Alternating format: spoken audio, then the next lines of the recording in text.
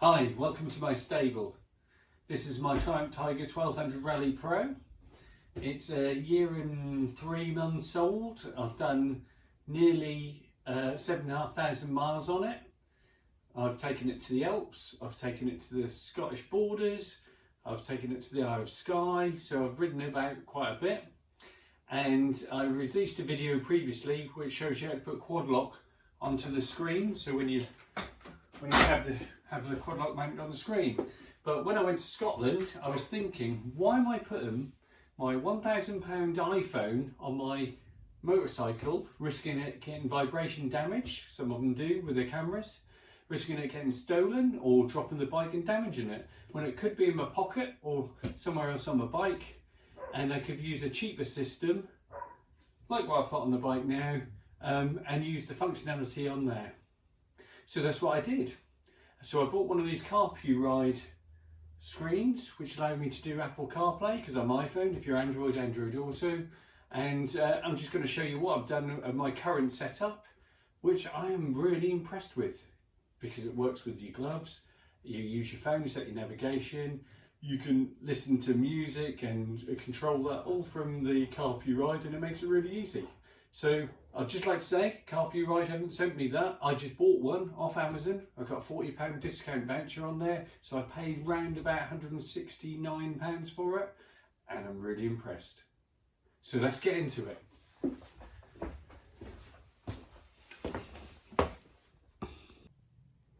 Right, so let's have a look. Here is the Carpuride mounted on my Triumph Tiger 1200 Rally Pro. And the way I've got it set up is here on the handlebars. I use the handlebar mount, which is a ram mount or ram mount equivalent here. And then it has this bracket and then a ball ram mount joint there, and it just mounts, and it's pretty stable there. Quite happy with that. There's a power on off button here. To power it, I've got this cable that comes out and it goes to this disconnector, which is a quick waterproof connector, which you can disconnect if you want to take the whole thing off, which is quite handy. And then I've routed the cables down underneath that bar, underneath this plastic along here, underneath the seat. So if I show you underneath the seat, here we go. Now underneath the seat on the Tiger 1200, you do have this connector here. Now this is a switched live, which means when you turn the ignition on, it then becomes live. When the ignition is off, it then is off. So I wanted to use the same power from there. There was also a box under the seat, which I took out because I wasn't using it, wanted more space, and I had this USB connector in. But this is a switched live, which only comes on when the engine's running, which isn't very good because I don't want to be sitting there setting my sat nav with the engine running. So what I've done, this switched live from here, all I've done for now, I've taken the terminal off the back, which was this was plugged into there, and I've run the plus and minus connectors from the Carpuride and put spade connectors on the end, plugged it in there.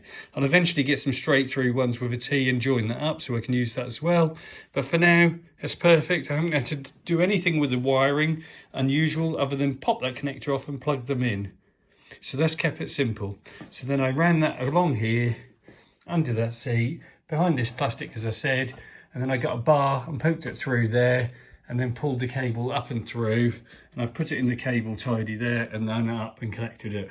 So fairly simple when I thought it through and worked through it. So let's have a look at it in action, shall we? So the first thing to show you is, if I just turn the ignition on,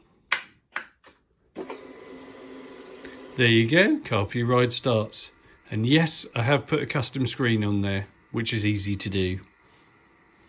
So the bike's starting up, as you can see over there, and there's the Carpuride. It's detected my phone already, and it's gone into Apple CarPlay. Now, as you can see, I can swipe left and right, as you would expect.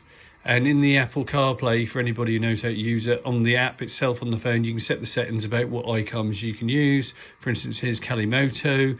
I've got my messages, my phone, my Google Maps, my Apple Maps, and some music and what's now playing. things like that. As you can see, it's pretty responsive.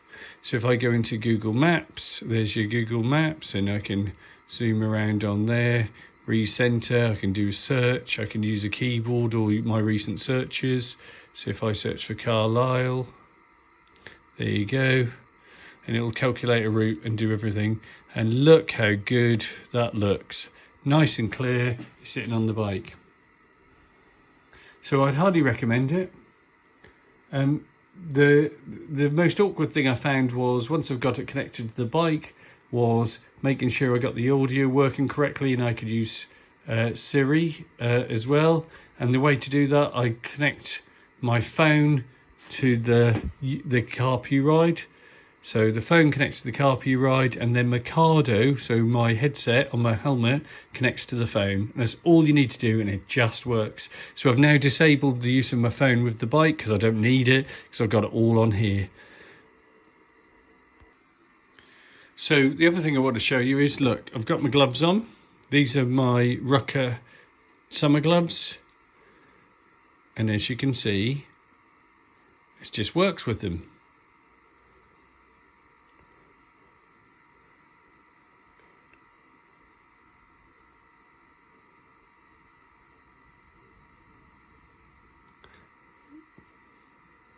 There you go. So no problem with the gloves. I did buy the 5-inch version. This is the 7-inch version of the Carpuride. I found it didn't work very well with my gloves, which is why I put the 7-inch on. But now I've put the 7-inch on, I'm really, really happy with it. I think that was the best choice. So that's the Carpuride in action. Anything else I'm going to do? Well, I've updated the main screen, the boot screen, which was fairly easy. Around the back here of the Carpuride, you can unscrew this and you can put an SD card in, and then you can use a tool to load an image on, and when you boot the Carpuride, it recognises that you've got a special format image, and then will ask you to update. That worked really well. You can also power off. There's a power off button here. I can push it here, so while I'm riding, I can push the power off button once and select media and voice and change the volume. If I push it really quickly, I'll do that again just to show you. And then you can adjust those quite easily. So that's a nice feature.